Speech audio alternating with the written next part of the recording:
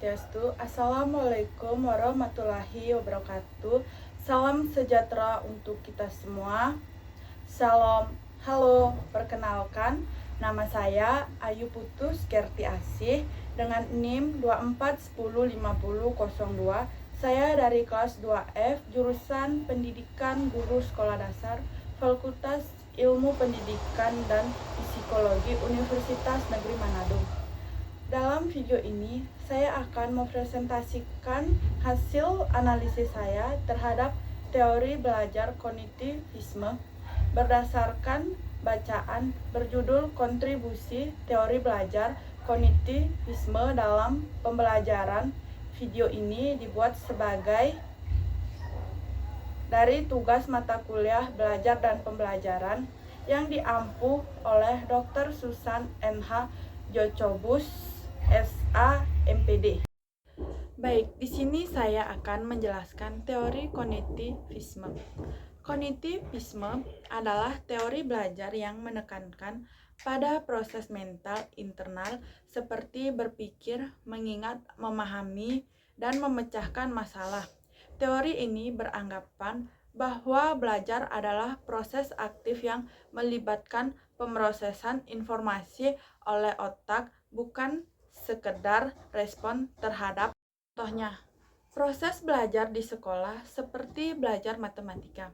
Misalnya, seorang guru tidak hanya menyuruh siswanya menghafal rumus luas segitiga, tetapi menjelaskan mengapa rumus itu bekerja dengan menggambarkan bentuk segitiganya, menghubungkannya dengan persegi panjang, dan menunjukkan proses berpikir. Kaitannya dengan kognitivisme adalah fokus pada pemahaman konsep, bukan sekedar hafalan. Selanjutnya, di sini saya akan menganalisis hasil dari LKM saya yang pertama. Pertanyaan yang ada pada saya di halaman 92. Saya bertanya, dalam konteks penelitian deskriptif kualitatif, sejauh mana hasil yang bersifat dapat digunakan untuk memberi rekomendasi praktis atau kebijakan yang lebih. Di halaman 29, saya mempertanyakan, mengingat bahwa perubahan kognitif tidak selalu terlihat dalam tingkah laku, bagaimana cara efektif untuk mengukir keberhasilan proses belajar teori kognitif.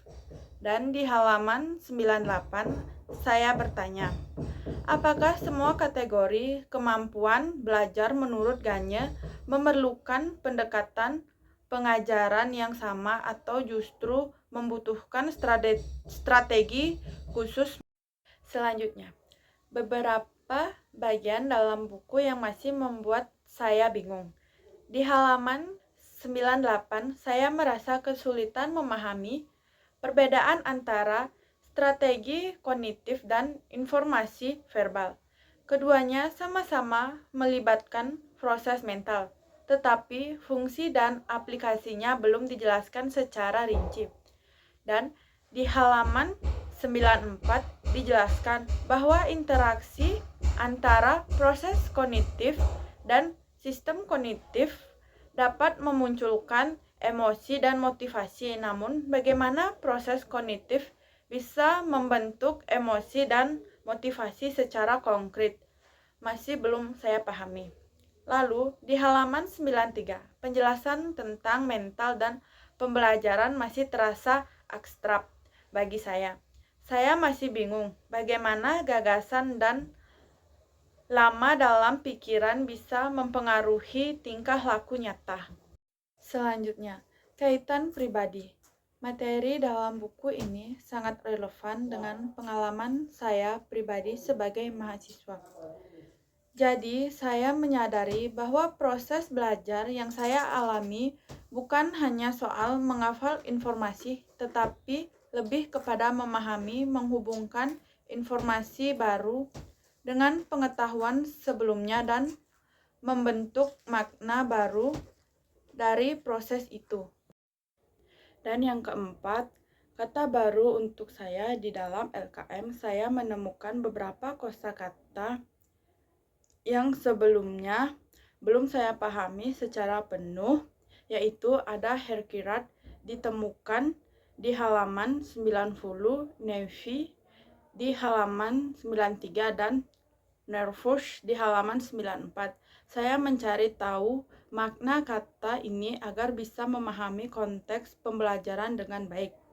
Yang kelima, opini pribadi saya. Saya memiliki beberapa pendapat pribadi terhadap isi buku yang di halaman 95. Saya setuju bahwa pengetahuan awal sangat penting dalam proses belajar siswa yang memiliki dasar kognitif yang kuat akan lebih mudah memahami materi baru. Dan di halaman 239 saya menyukai pandangan bahwa belajar bukan hanya reaksi terhadap rangsang melainkan proses aktif dan mengorganisasi dan membentuk pemahaman. Yang keenam, bahasa figuratif. Beberapa bahasa figuratif dalam artikel teori belajar kognitivisme ini menarik perhatian saya, seperti di halaman 90. Manusia adalah organisme yang aktif, bahkan mendeskripsikan lingkungan. Ini merupakan metafor yang menggambarkan bagaimana manusia memproses informasi secara subjek. Dan yang ketujuh, ciptaan pribadi, kesimpulan dan pengembangan melalui pemahaman saya terhadap artikel teori belajar kognitivisme. Ini saya menyimpulkan bahwa belajar merupakan proses perubahan pemahaman yang tidak selalu tampak secara lahir, tetapi berlangsung secara internal melalui sistem kognitif. Sistem kognitif membantu individu menggantikan informasi baru dengan pengalaman sebelumnya, yang kemudian membentuk makna yang lebih dalam. Selain itu, proses kognitif juga berhubungan erat dengan emosi dan motivasi. Misalnya, ketidaksesuaian antara informasi baru dan struktur kognitif lama dan menimbulkan dorongan untuk memahami lebih jauh atau bahkan mencium tindakan belajar.